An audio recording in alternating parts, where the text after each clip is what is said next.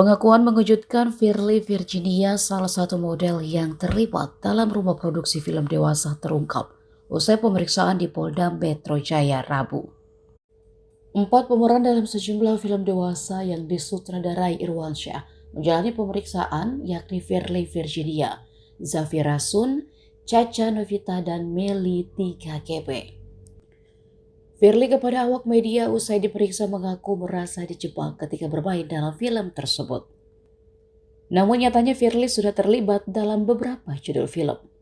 Awalnya ia ditawari bermain film tersebut untuk mengangkat karirnya biar tenar. Tapi dirinya tak tahu jika filmnya akan tayang di web dewasa.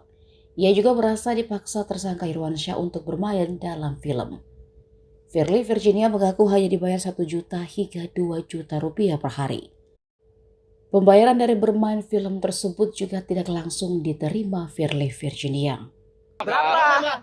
Ya, adalah tidak sesuai dengan bilang 10 Tadi Mbak Meli jadi 1 juta, Mbak berapa? Kak Meli tadi 1 juta, kakak berapa?